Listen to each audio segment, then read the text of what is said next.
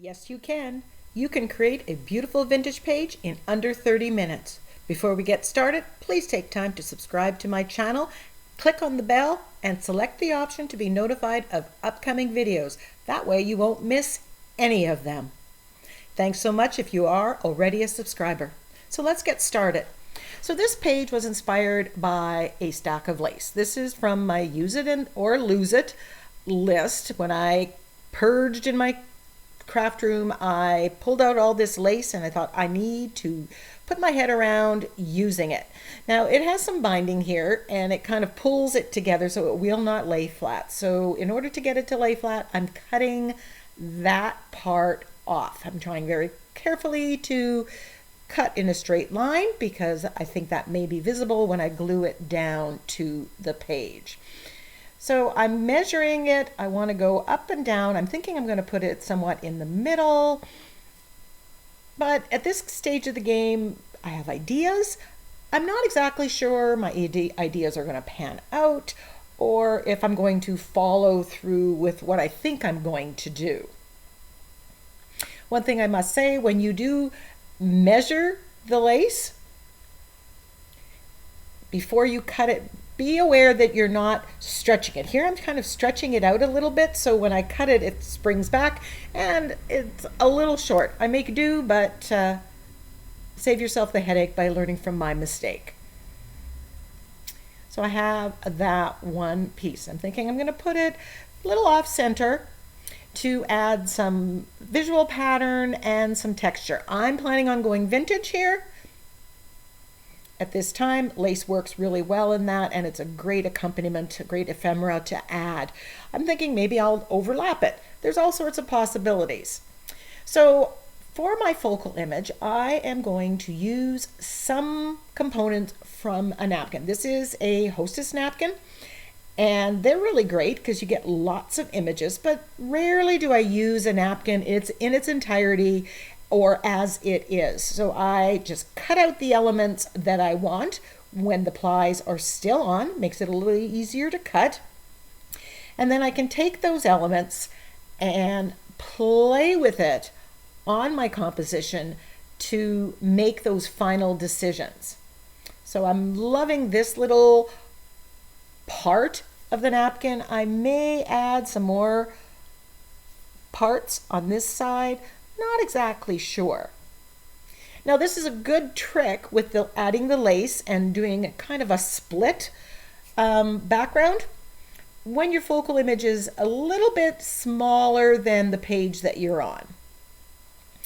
Right here I am using a liner brush and with a teeny bit of water, and I'm just water cutting the excess napkin off.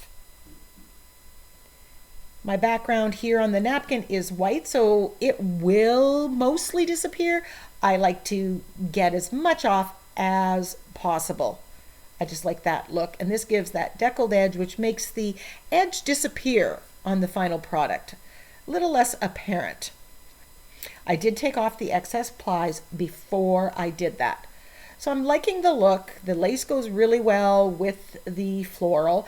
Now this napkin came from NINNYSNAPKINS. It was in the subscription box, so it's not able to purchase, but you can find many, many, many napkins at NINNYSNAPKINS, one that will work using the steps that are here.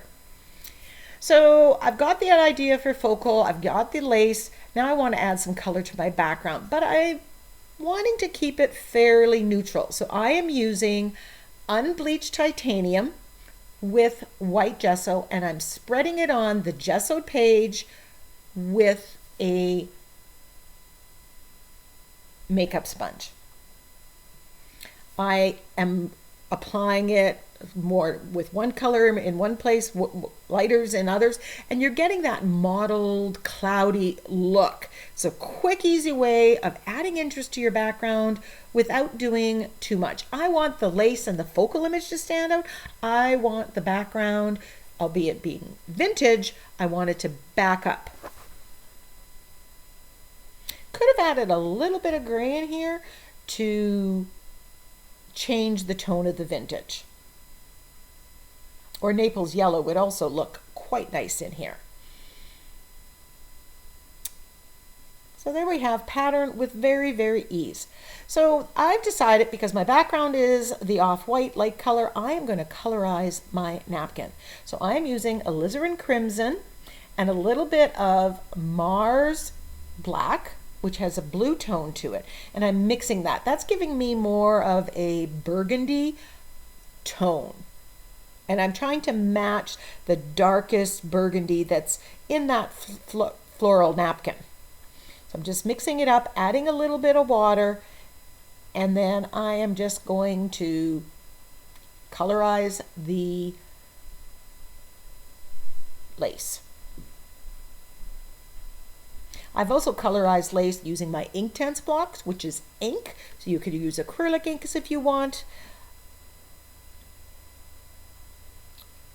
But use something that is permanent when dry. So when I go to glue this on, it's not going to reactivate and smear my page. And there we have some beautiful burgundy lace. So once I'm happy with the level of saturation and the color that's there, I'm just going to clean up my mess and hit this with a heat tool. Now, some laces are synthetic, so if you have an embossing heat tool or something that's very, very hot, you may not want to do that or be a little cautious.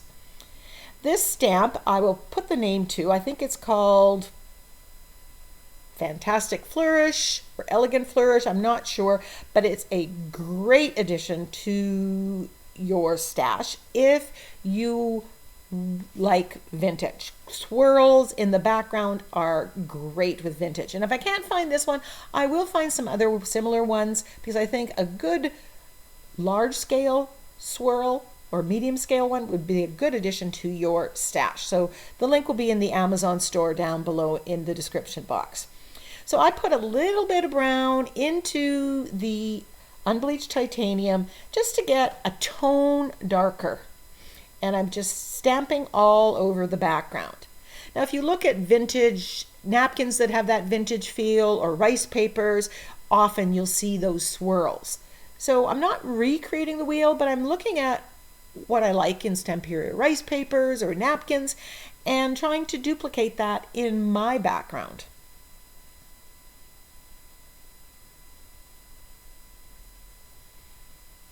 I'm using a brayer to brayer on the acrylic paint. This is also adding a little bit of texture. And I'm perfectly happy if it's not a perfect stamp, because again, we're going vintage and rustic and, you know, a little bit of grunge in there. And again, I'm sticking to the same tone, the very neutrals, because I want the floral and the lace to stand out. Now I had an idea that I could over stamp with white. So I'm putting white gesso on this, and it shows up a little bit. You really can't see it in the pictures. It adds a layer, but I really didn't get a whole lot of bang for my buck here. So you can skip this step, or maybe you'll have more success with it.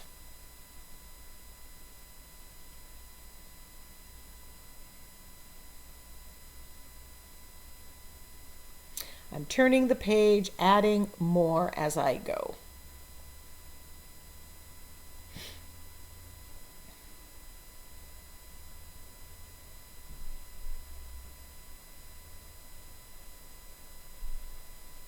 So there you have it. We've got just an assortment of swirls.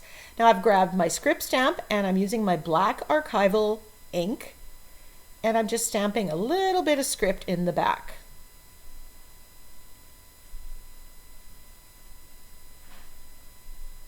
Now, if you don't have stamps that are either swirls or script and you have stencils, you can use that as well.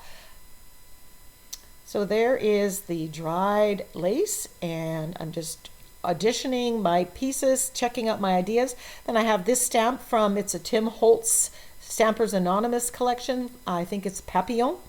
I'm thinking I'm going to stamp that on this side, and then on this side we're just going to have the floral. And I think that will look rather nice. But before I do that, I want to add a little bit more stamping.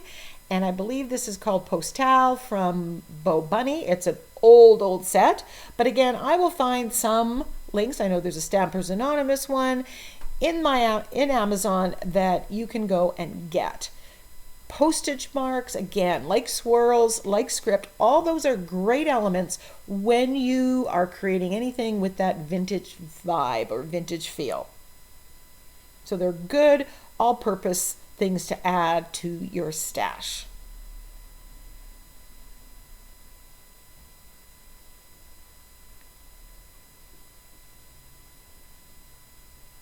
And I like overlapping the stamps. So I've got the script and I've got the postmark and then a couple of the stamps there. And I'm being mindful of not putting too much on. I tend to overdo it. And I've decided here to where the moths or the butterflies are going to be stamped, I'm not adding any stamping. So it's going to be the same, but different. And that's just going to add interest to the page.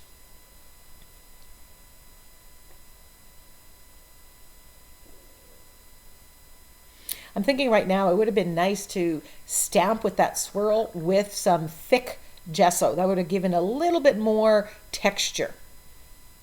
Might have stood out. Yeah, there's always next time. So here's that stamp from the Papillon collection from Tim Holtz.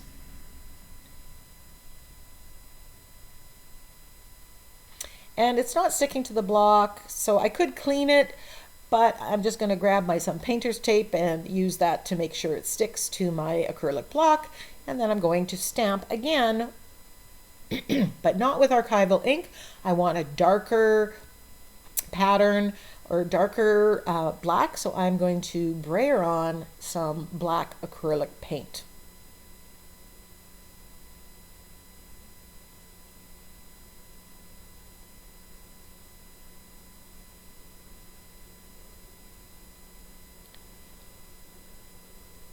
Lining it up.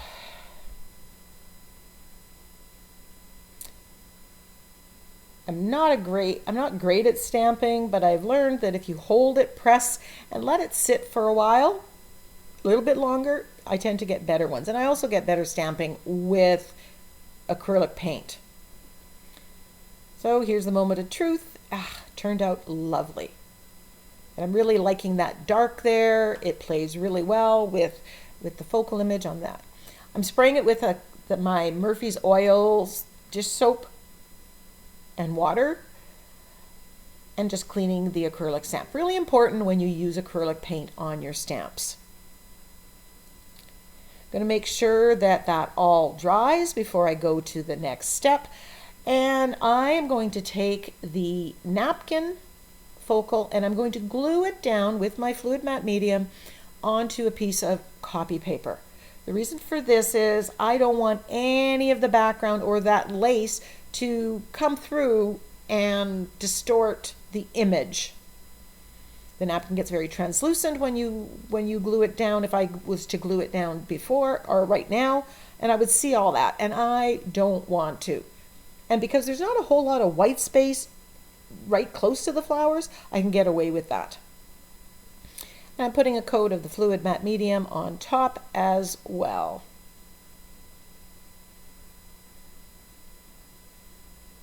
And once this is dry, I go in and I fussy cut it out. But I don't think I showed footage of that because who needs to watch me dry paint or fussy cut. I had water cut this element as at one time I thought I was going to use it, so I glue it down. And so it will just go in my stash and be ready to be used on another project. It's a great floral element. So to glue my focal image and my lace, I'm going to use TCW gel medium. And the reason for that is because it's texturized. Now gel medium, it goes on and it's kind of cloudy. It dries clear. So I'm going to put a coat underneath and on top. And here you can see how it's cloudy.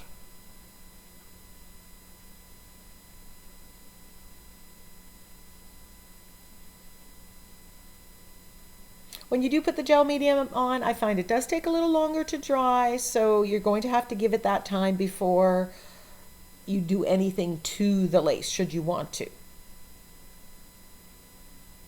I actually leave it as it is in the end. My one side was a little too forward. I wanted to knock back some of that pattern, so I took some of white gesso and liquefied it with a little bit of water, and I'm just giving it a whitewash just to knock back those elements, make them a little more faded. And then I'm taking my cloth, and some of that stamping I want a little bit more forward. So you can play with that. Add some, take some off, till you get the look that you want. So I want to make sure that that is dry before I glue and proceed with my finishing.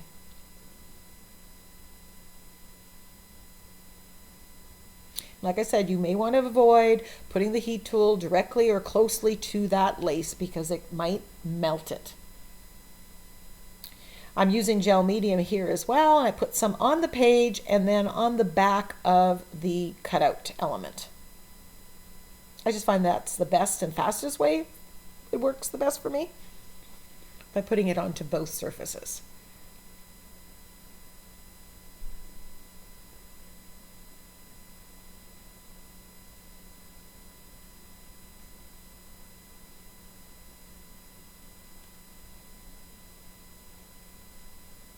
I'm looking at the right-hand side right now, and I'm thinking from the lace on, that would look so beautiful on a card for Mother's Day or a birthday.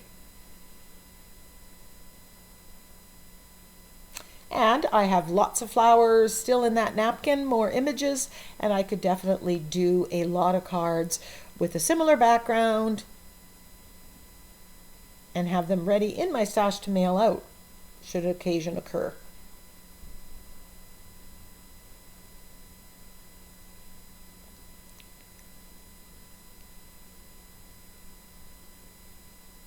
I am now going to glue down my sentiment, and I looked in my It's About Time sentiment pack and found the sentiment, "Don't look back, the future is forward." And I'm just going to glue that down before I wash my brush. I put my brush in, or wrap it in saran wrap while I'm creating, instead of putting it in water and having to take the water out or using a different brush. Now let's move on to some finishing. And because this is vintage, I want to use my charcoal pencils. I'm first going to use my woodless charcoal pencil. I'll link this as well in my Amazon store. I put it on and I smudge. I like that smudged effect. Now, any charcoal pencil is not permanent, so if I add it water or anything wet right now, it would smudge that.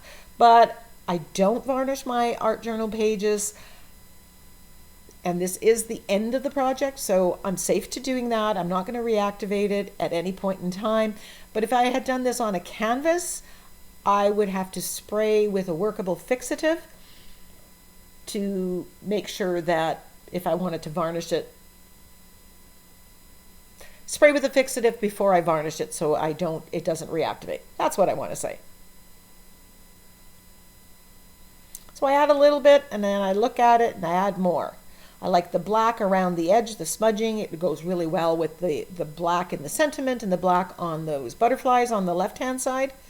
Oops, I forgot to cut off some of that excess.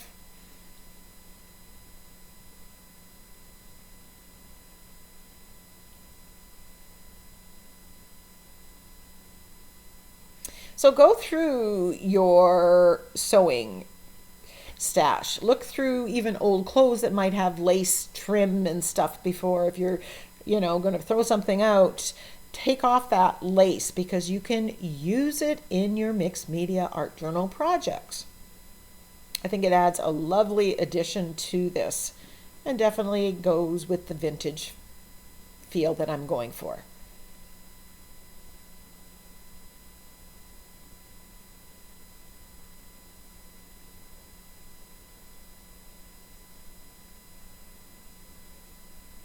Outlining the sentiment as well. Now I'm grabbing my General's charcoal, the medium, and I am going to sketchily go around my focal image just to outline it a little bit to make it stand out, especially on the edge where it meets the neutral background.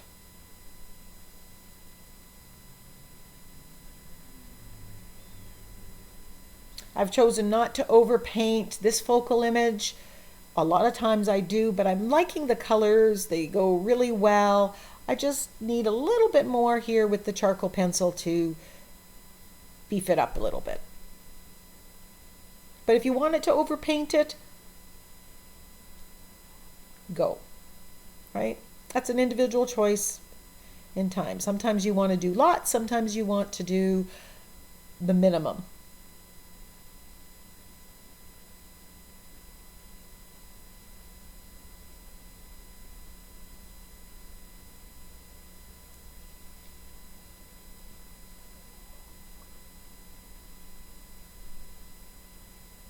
So this was a quick page, great for beginners, but also, you know, a little bit of a different orientation with the lace cutting it in half and really having a left side and a right side, something a little bit different.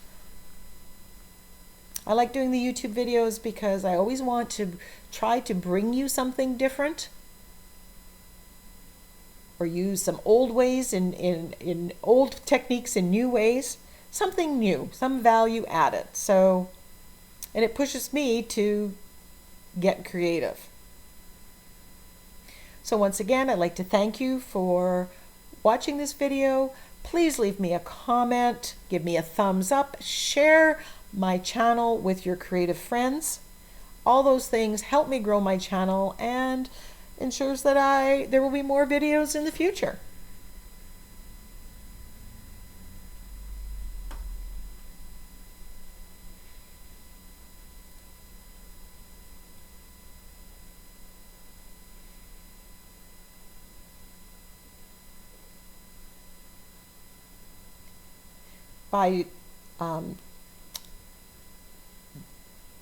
This is a 7x10 Canson Mixed Media page.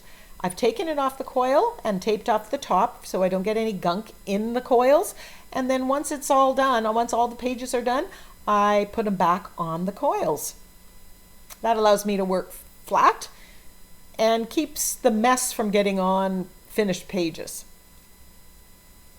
And typically I only work on one side of the page. So here I decided I wanted to add a little bit of gold. So I grabbed, this is a round brush, couldn't find my fan brush. The round brush works as well, and I'm just going to splatter it with gold. I go back and I splatter with the magenta color as well. So you might notice that in the final pictures.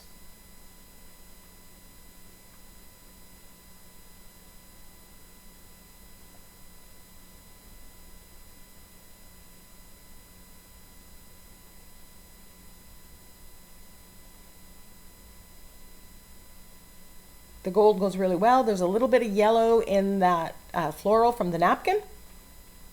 So I didn't really introduce a new color. I just introduced the bling part of that color.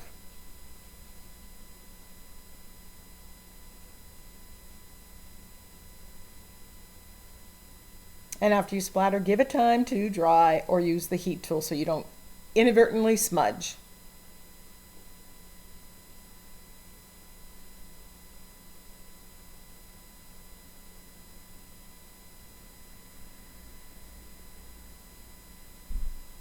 And there we have the finished vintage page. I love how it works. I love that we have two sections. I'm very happy with what happened here. I hope you liked it too. Close-ups of the finished page follow. Until next time, go get creative.